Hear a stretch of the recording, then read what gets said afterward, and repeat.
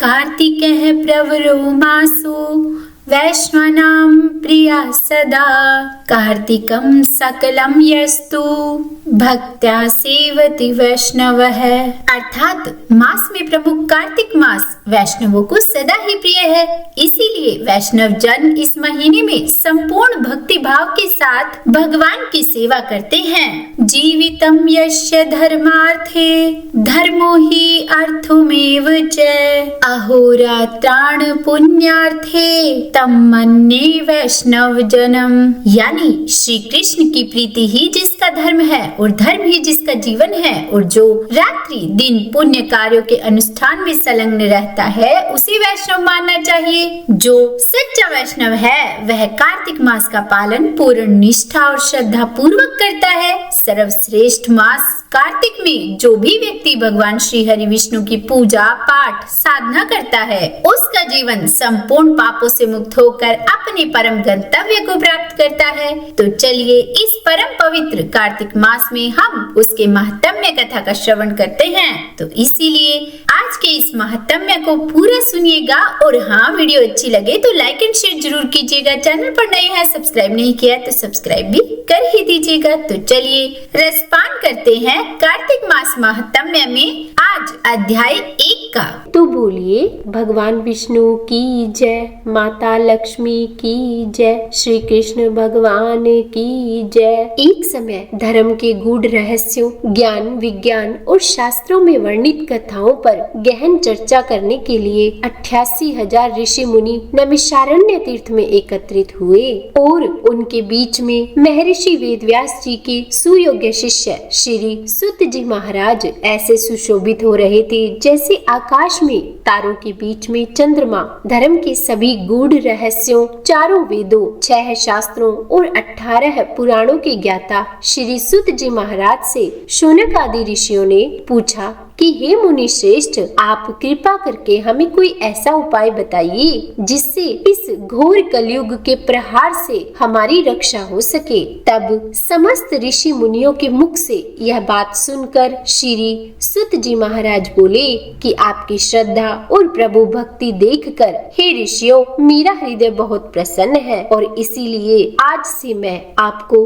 कार्तिक महात्म्य की पावन कथा सुनाता हूँ, जिसको सुनने मात्र से ही मनुष्य के सभी पाप नष्ट हो जाते हैं और अंत समय में वैकुंठ धाम की प्राप्ति होती है। तो आप सब इसे बड़ी सावधानी से सुनिए। फिर आगे श्री सुत जी महाराज बोले कि श्री कृष्ण जी से अनुमति लेकर देव ऋषि नारद जी के चले जाने के बाद सत्यभामा प्रसन्न होकर भगवान श्री कृष्ण से बोली कि हे प्रभु, मैं धन्य हुई, मेरा जन्म सफल हुआ। मुझ जैसी त्रिलोक सुंदरी के जन्मदाता भी धन्य है, जो आपकी 16,000 स्त्रियों के बीच में मैं आपकी परम प्यारी पत्नी बनी। मैंने आपके साथ नारद जी को वह कल्प वृक्ष आदि पुरुष विधि पूर्वक दान में दे दिया, परंतु वही कल्प वृक्ष मेरे घर में लहराया करता है। यह बात मृत्यु लोक में किसी भी स्त्री को ज्ञात नहीं है। हे त्रिलोकीनाथ, मैं आपसे कुछ पूछने की इच्छुक हूँ।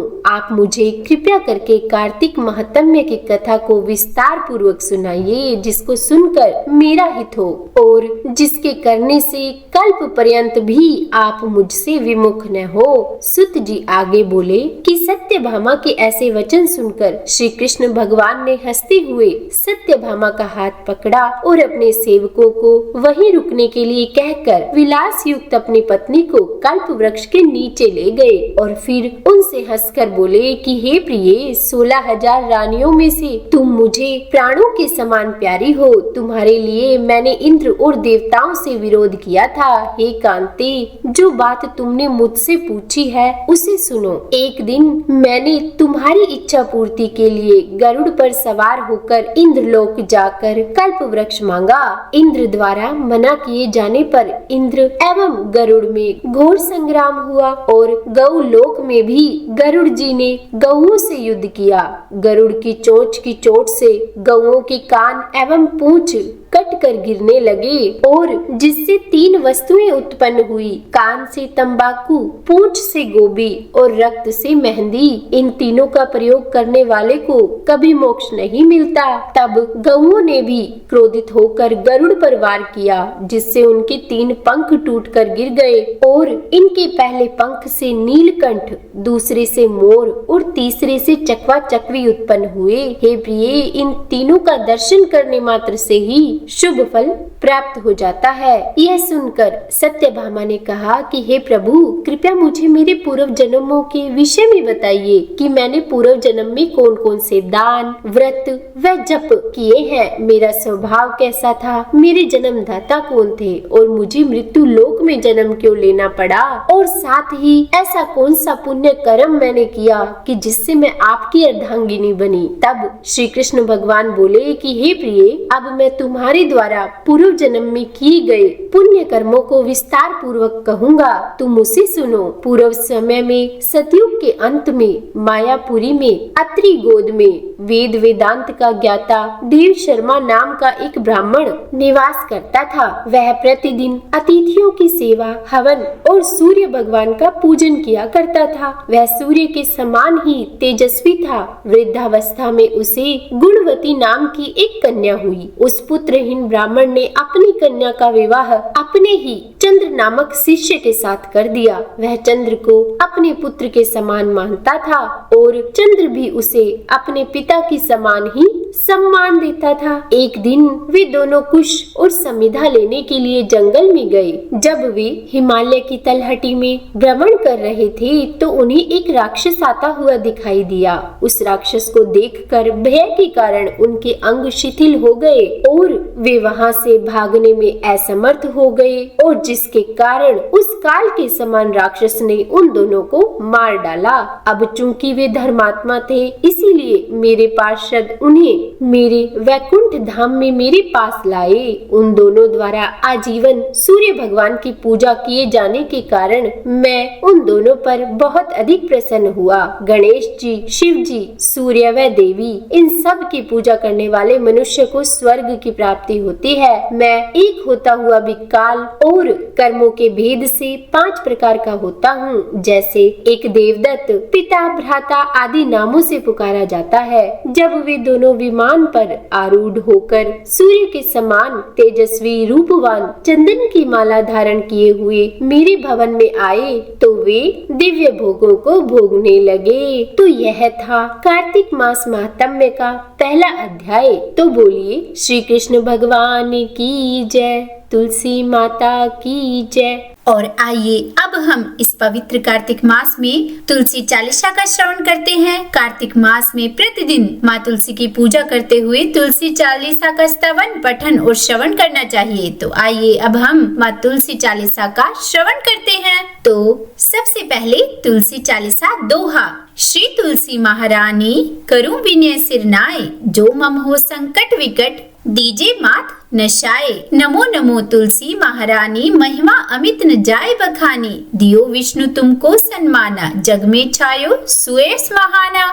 विष्णु प्रिया जय जयति भवानी, तिहु लोक की हो सुख खानी। भगवत पूजा कर जो कोई, बिना तुम्हारे सफल न होई। जिन घर तव नहीं होए निवासा, उस पर करही विष्णु नहीं बासा। करे सदा जो तव नित सुमिरन, ते ही के काज होए सब पूरन। कार्तिक मास महात्म्य तुम्हारा, ताको जानत सब संसारा। तब पूजन जो करे कुमारी, पावे सुंदर वर सुकुमारी। कर जो पूजन नित प्रीति नारी, सुख संपत्ति से होए सुखारी। वृद्धा नारी करे जो पूजन, मिले भक्ति होवे पुलकित मन। श्रद्धा से पूजे जो कोई, भवनिधि से तर जावे सोई। कथा भागवत यज्ञ करावे, तुम बिन नहीं सफलता पावे। छायो तब प्रताप जग भारी, ध्यावत तुम ही सकल चितधारी। तुम ही मात यंत्रन तंत्रन, सकल काज सिद्धि होवे क्षण क्षण। औषधि रूप आप हो माता, सब जग में तव यश विख्याता।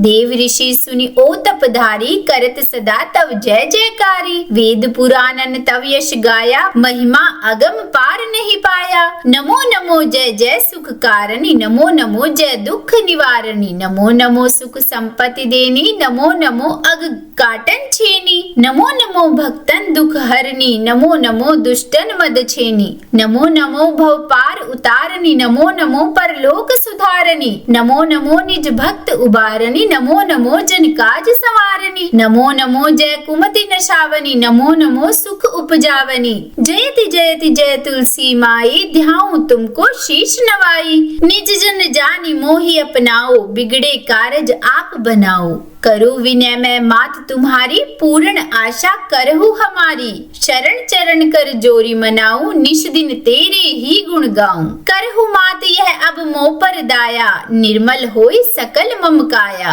मांगो मात यह वर मोहि दीजे, सकल मनोरथ पूर्ण कीजे। जानू नहीं कुछ नाम अचारा, क्षमहु मात अपराध हमारा, 12 मास करे जो पूजा, तासम जग में और न दूजा। प्रथम ही गंगा जल मंगवावे, फिर सुंदर स्नान करावे, चंदन अक्षत पुष्प चढ़ावे, धूप दीप नैवेद्य लगावे। करे आचमन गंगा जल से, ध्यान करे हृदय निर्मल से, पाठ करे फिर 40 की, स्तुति करे मात तुलसा की। यह विधि पूजा करे हमेशा, ताके तन नहीं रहे कलेशा। करे मास कार्तिक का साधन, सुविनित पवित्र सिद्ध होई जाई।